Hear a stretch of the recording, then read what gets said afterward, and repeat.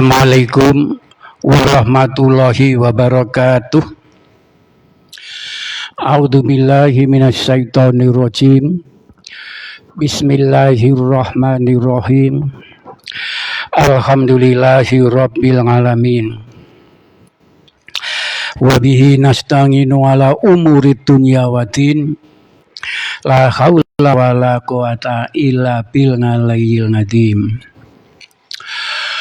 Asyhadu an la ilaha illallah al-malikul haqqul mubin wa asyhadu anna muhammadar rasulullah as-sadiqul wa'dul amin. Amma ba'du. Para bapak, para ibu, kakang, mbak ayu, pendemen radio swaka ingkang sanget dipun rahmati Allah. Alhamdulillah wa syukurillah kula tasih saged pinanggih dumateng para bapak, para ibu, kakang, mbak sedaya ing dalem nyupeketaken anggenipun paseduluran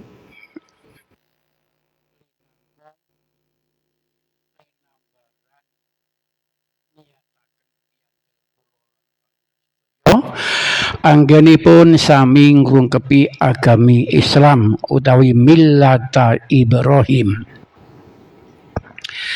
Kanthi mekaten monggo kita sareng-sareng nilaaken tasakur alhamdulillah.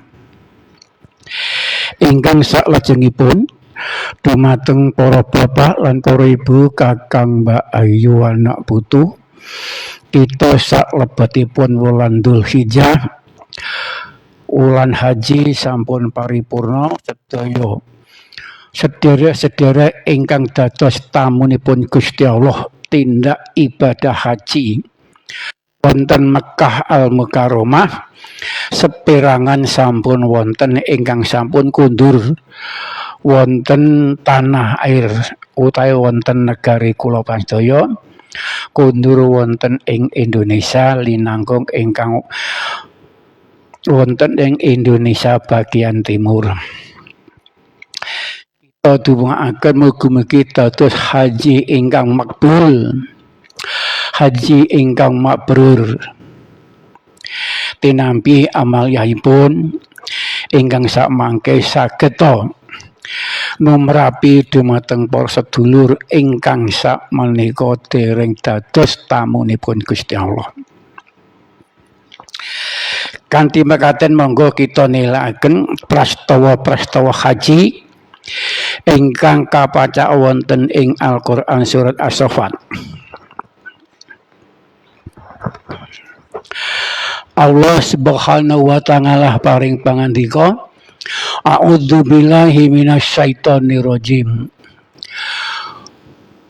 Wa nadainahu ayya Ibrahim.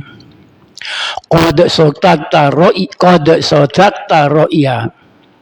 ru'ya inna kadzalika najzil muhsinin. Inna hadallahu balagul mubin wa fadainahu bidhin ngadim wa tarokna ngalaihi fil akhirin salamun ala Ibrahim.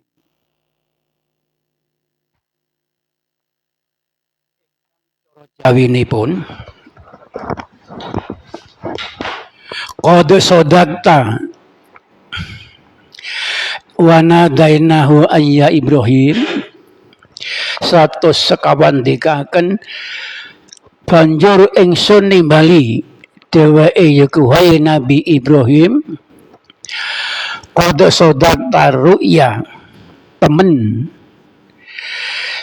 sira wis benerake perkara ngimpi iku, temen kang mangkono iku ingsun paring piwales marang sira wong-wong kang padha tumindak apik. Wonten ing ayat 100 sekawan mligi dumateng simbah Nabi Ibrahim ingkang dikaaken, wahai Ibrahim, sungguh engkau telah membenarkan mimpi itu.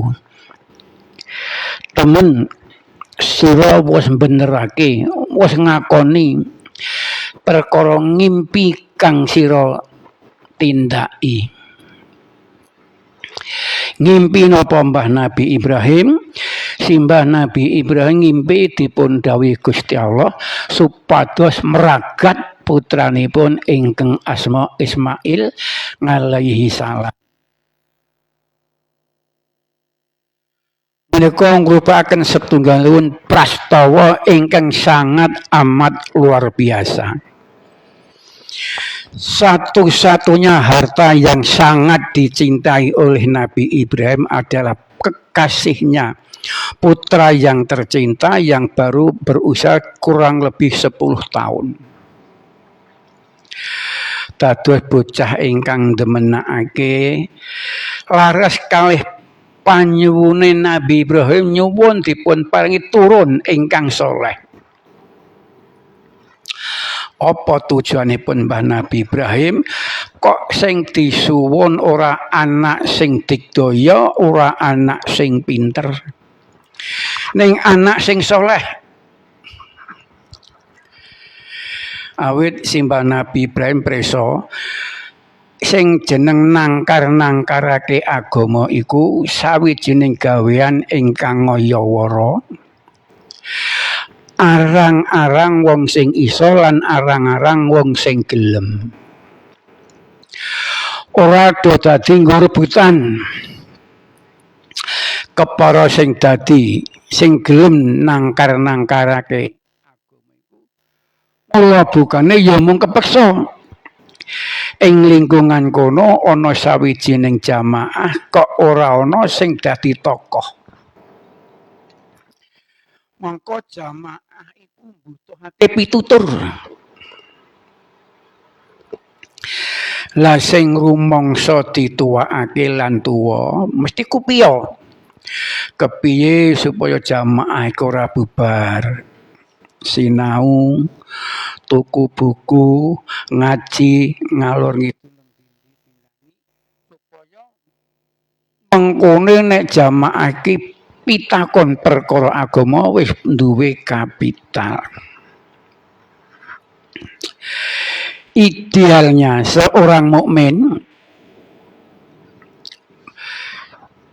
ideal niku napa nggih? Ideal itu jawenipun sing bener wong mukmin iku siji kudu iso maca Quran. Munggahe duwe Al-Quran sing iso disinau. Lah kados pundi masyarakat dhewe menika le mlebu Islam wis tuwa, ajar salat wis tuwa. Ngaji ngrekoso arang-arang sing gelem melu ngaji. Kepengin iso maca Quran niku awis-awis. Wong sak desa niku ora genep 10. Alhamdulillah masjid-masjid niku ya wonten. Setunggalipun masjid ingkang bentinten ngontenaken tadarus kepengin nangkar-nangkarake Al-Qur'an marang jamaah. Yektine iku padha bejane. Sing urung iso sinau mboko sithik dadi iso. Sik mulang-mulangake ora mundak kelong, ora mundak bodho ning mundak pinter. Mergo apa? Kulina diwaca bulan baleni mono tembungan apal jalan karena ditempuh, apal kaji karena diulang. Padha untunge sing sinau ya kepengin iso tenan, sing dadi tutor dadi mulang ngaji, sing maune gradul-gradul dadi mundak lanyah mundak pinter iku padha bejane. Ewa semanten arang-arang sing purun dados pendekar. Aku tak ngajari sedulur-sedulur sing urung iso. Beruntunglah mereka yang mempunyai kegiatan melapang-lapangkan waktu untuk belajar agama dan mengajarkan agama. Insya Allah lampah mekaten menika badhe pikantuk pituwas saking ngersanipun Allah Subhanahu wa taala. Nek kula matur bakal oleh pituwas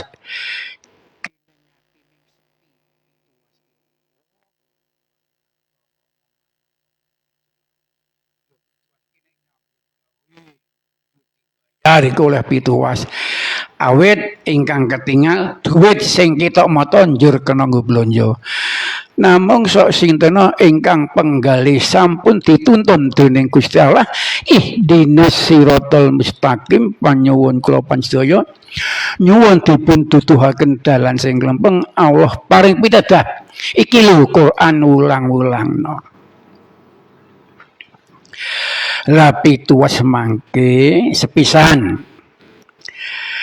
sing panjenengan sedaya mboten raos anggenipun ngrungkebi agama Islam saya mantep saya madhep. Awit kita jaya mangertos apa to artining Al-Qur'an sing dadi sinau. Meluangkan waktu untuk mempelajari secara otodidak. Mbuh bener mbuh luput kopiya wonten nika sampun dipun nilai dening Gusti Allah pinangka ganjaran lek gelem ngupati ngonceki agama Islam.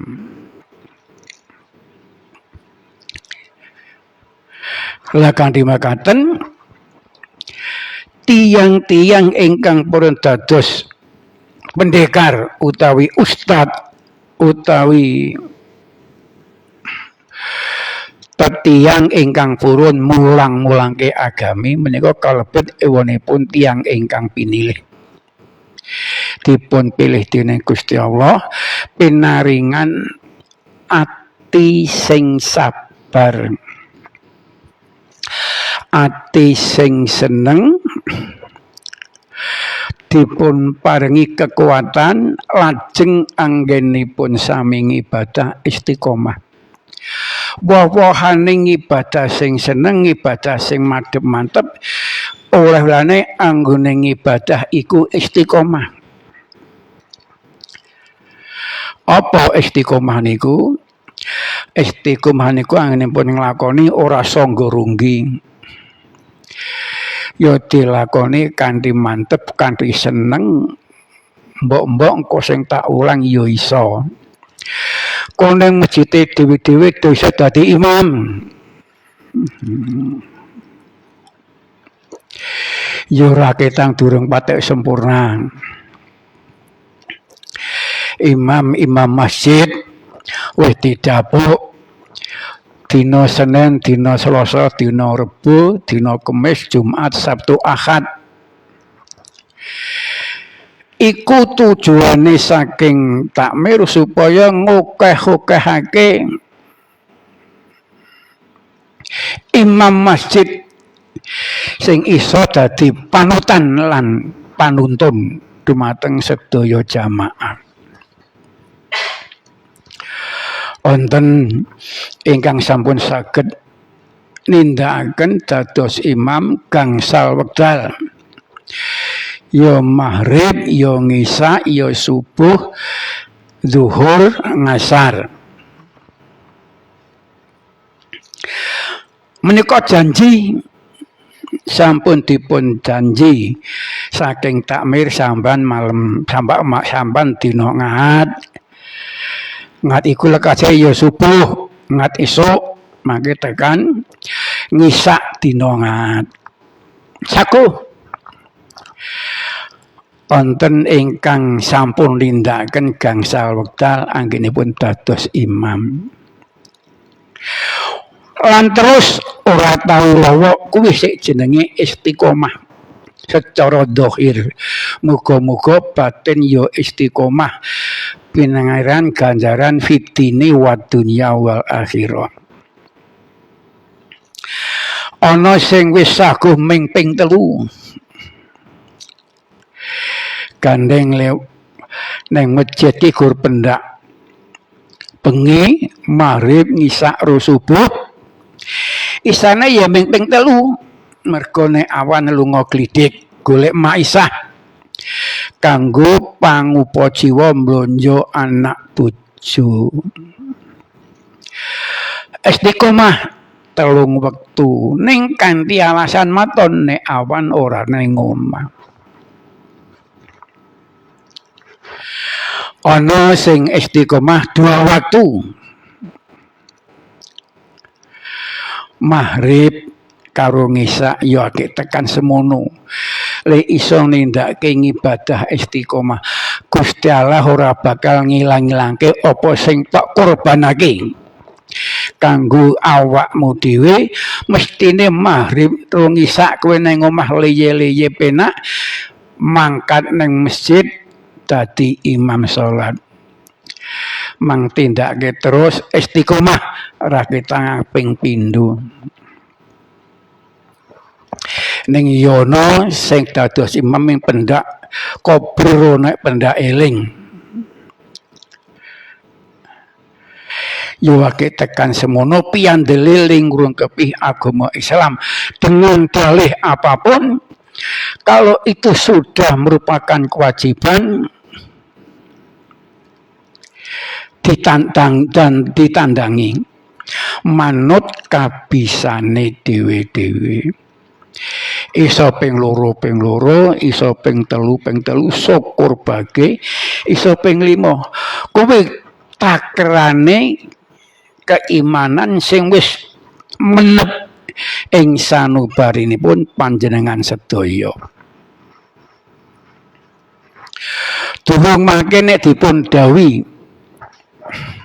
supados ngelong mbuh arta bandane mbuh wektune kanggo kepentinganing agama kaya sing didhawuhake dhateng Mbah Nabi Ibrahim bondo sing banget ditresnani yaiku putra sing saleh ndemenakake wis iso iwang-iwang nyambut gawe sapa wonge ora seneng nabi lho niku lendonga ndrindil bendina esuk awan sore ora pedhot-pedhot ewa semono Allah Ta'ala anggonipun ngijabahi sak sampunipun simbah Nabi Ibrahim yuswa kurang luwih 86 kurangane apa Ibrahim Khalilullah kekasih Gusti Allah tekan duwe panuwun supaya diparingi putra sing saleh Allah le maringi sakwise Nabi Ibrahim wis yuswa uzur la kanthi mekaten dadosna iktibar dumateng kula panjenengan sedaya nek dipun paringi wirid lan jenengan kagungan donga kagungan panyuwun kagungan pepenginan sing durung hasil sing dijangka durung kejangka ampun jeleh-jeleh apa Gusti Allah iku ora krungu oleh kundonga apa ya aku wis manut lendonga aja pedhot-pedhot sing istiqomah lek kundonga wis 2 tahun lho esuk awan bengi ndonga teka Gusti Allah durung ngijabahi isih suwe Mbah Nabi Ibrahim wiwit dadi nabi wiwit duwe bojo kepengin kagungan putra teka le maringi simbah Nabi Ibrahim wis yuswa 86 tahun niku ndadosna iktibar dumateng kula panjenengan sedaya nek duwe gegayuhan lendonga ya wis ndrindil laku-lakune wis dilakoni Yo tak rewangi poso Senin Kemis, tak rewangi salat wengi, tak rewangi salat duha, teko Gusti Allah kok urung ijabahi apa sing tak suwun. Apa Gusti Allah ki ora mireng lho, nek nganti lehmu ngudurasa tekan semono. Niku ateges piyandel panjenengan anggenipun pitados dumateng Gusti Allah sampun kacorek. Merga lendhe piyandel ragu-ragu. Mongko dawuh Gusti Allah, Ihdinas siratal mustaqim siratal ladzina an'amta 'alaihim ghairil maghdubi 'alaihim waladdallin. Nyuwun mergi ingkang lurus lempeng ingkang saged kula tempuh kanthi istiqomah kados marginipun para tiyang kathah ingkang paduka paringi nikmat yaiku dalane para nabi. Nek jenengan tekan riku nembung niku kudune wis krasa. Para nabi le ndonga niku wau cobane ora enteng. Jajali Mbah Nabi Ibrahim le ketang ora percaya ananing brahala teko wani mlebu ning cara Islam ya masjid sing kebak reca-reca iku mau dikampaki gulune padha ora duwe sirah kabeh ming karek sitok reca sing gedhe dhewe kampake dikalungke ning gulune reca sing gedhe. Apa iku ora jeneng gawean sing banget berbahaya lan gawean sing ora masuk akal. Lah salah apa to reca ning kandange dhewe-dhewe kok tok rusak. Ning ketang ngrungkepi tauhid. Huwallahu ahad Allahu somad lam yalid wa lam yulad wa lam yakul lahu kufuwan ahad. Dawuh Muhammad Allah ku Maha Tunggal. Allahu somad Allah ku zat kang den suwun-suwuni. Lam yalid wa lam yulad ora kagungan putra lan ora den putraaken. Walam yakul lahu kufuwan ahad lan Allah ora gawe pepindhan sing padha marang panjenengane Allah. Iku Ibrahim banget yakin mosok reca kok dadi sembah-sembah ngantek ngurbanake inuman sing enak-enak dipisungsungke panganan sing lezat-lezat dipun pisungsungake marang reca gaweane bapakne. Banjur dirusak niku nek ora pancen wong niku pinilih dening Gusti Allah ora bakal wani nglakoni mergo rusyane gedhe. Cilik ditundung gedene dipateni. Lah kasunyatan usut punya usut sapa sing rusak iku mesti ora liya mesti Ibrahim. Hukuman sing pantes kanggo Ibrahim ora liya mung kudu diobong. Wis jajali. Dipidana obong. Kanjeng Nabi Ibrahim ora susah ora wedi pati urip niku kagunganipun Gusti Allah. Aku tumindak ngene iki mergo ngrungkepi piyandel tinggalane Mbah Nabi Ibrahim. Sawise Namrud nyumektakake bara api kayu kang den tumpuk-tumpuk banjur den sumet, Nabi Ibrahim tuncalake ning tengah latu kang mangaladalat.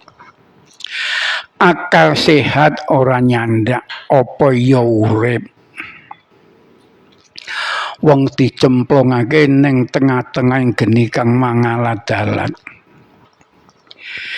Indonesia niki kathah pundi-pundi do kubungan. Omah-omah sami kubungan. Arta bondo, kobong ludes, omah ludes, mobil ludes, tur niku wesi niku. Apa malih ming Ibrahim ki wujude wong. Kok kuwanen kemendel. Ning krana idine Gusti Allah sing geni mau sifate panas lan ngobong nalika Ibrahim dicemplungake ing tengah-tengahing geni ku mau geni dadi anyep. Iku sik jenenge mukjizat. Ora ana piwulang ing bangku sekolahan merga iku kabeh saka kersaning Allah Subhanahu wa taala ketang kepengin ngetingalaken sepirangan panguasane kanggo umate. Basa geni wis mati mawa wis entek dikorek bakal do goleki batange Ibrahim dadi awu posih kisih dadi balung. Sakwise awu sing mundhuk-mundhuk dikorek iku ana gremet-gremet obah-obah metu saka sajroning tumpukan awu niku Mbah Nabi Ibrahim busik kulite we ora sedeng sandangan sik dianggo utuh getuh ora isot kobong saka panasing geni sing disumet dening Raja Namrud. Menika salah satunggalipun mukjizat ingkang dipun dawahaken Allah dumateng simbah Nabi Ibrahim. Durung tutup dobong ora mati. Ibrahim ditundung saka Mesir ora oleh manggon teng riku. Lah kanthi makan Allah nyebutaken malih wonten ayat candhaipun qad sadaqta ru'ya inna kadzalika najzil muhsinin. Temen sira wis benerake ngimpi kang sira weruhi. Inna kadzalika najzil muhsinin.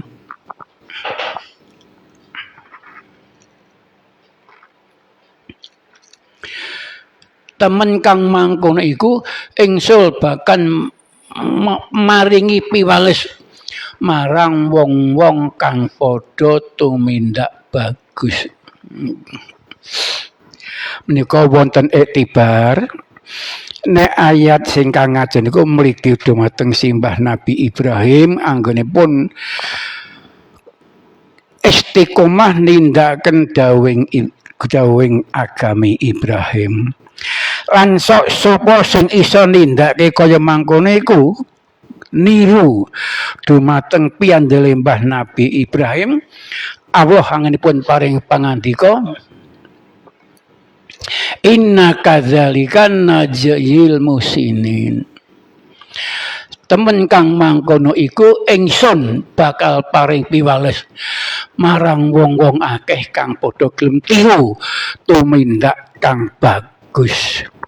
Mekaten pengaosan mugi-mugi para pandhem sedaya saged mendhet hikmah saking sepirangan saking ayat Al-Qur'an surat As-Saffat ayat 100 sekawan ngantos 100 gangsal.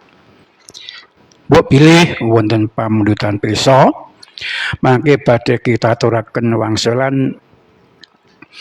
Namung mbok pilih mangke kula dereng saged binjing malam Jumat candhaipun wangsulan badhe kita aturaken. Matur nuwun. Satu pertanyaan ya. Assalamualaikum warahmatullahi wabarakatuh. Waalaikumsalam. Mau bertanya Pak Ustadz, Yang dimaksud haji mabrur itu kayak apa dan bagaimana ciri-cirinya haji mabrur itu? Matur nuwun. Assalamualaikum warahmatullahi wabarakatuh. Haji mabrur saking tembung abrur, ikhlas krana nindakaken dawuhing Gusti Allah. Haji anggenipun nindakaken menika mligi namung nyuwun piwales saking ngersa dalem Gusti Allah, tidak mempunyai tendensi macem-macem utawi sok nek aku mulus kok kaji aku men do diceluk mbah kaji.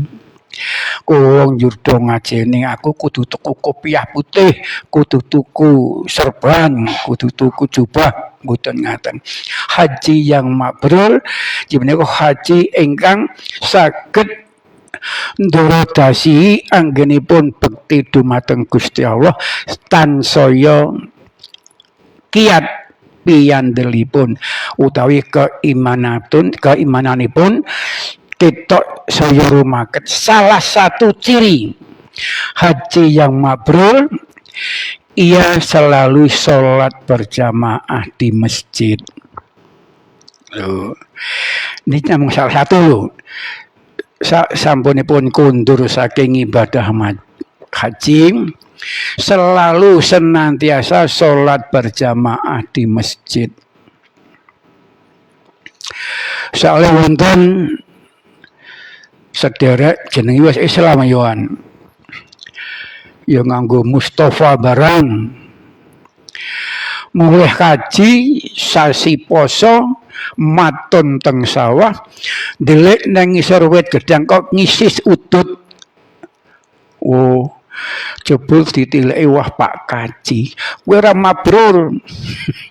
Mulai sekolah kaji kok ngibadah ora mundhak, malah saya nyepelekke ngerti poso-poso kok udut ning ngisor wit gedang ndelik. Mergo tah matun teng sawah. Lah haji yang mabrur, semua apa saja perintah Allah yang bisa dilakukan sami'na wa ata'na, nengenake pangibadah. nomeraken piye? Nomor loro akeh donya. Ati nomor siji sing ditengenke masalah anggone bekti Gusti Allah, nomor loro akeh urusan donya.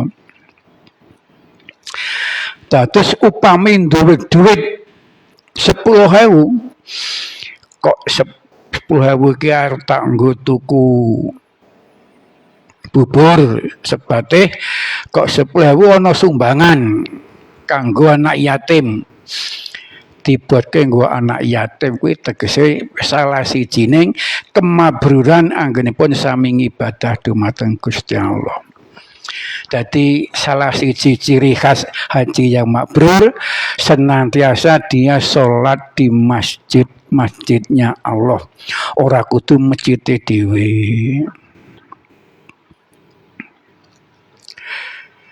Sampun? Monggo pengawasan kita sampuni. A'udzubillahi minasyaitonirrajim. Bismillahirrahmanirrahim. Alhamdulillahirabbil alamin. Allahumma sholli ala Muhammadin wa ala ali Muhammad. Sawitil awali wal akhirin radhiyallahu an kulli sahabati Rasulillah ajmain.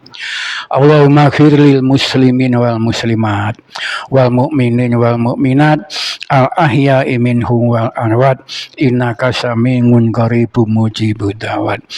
Allahumma ighfir li wa li walidayya warhamhuma kama rabbayani shaghira.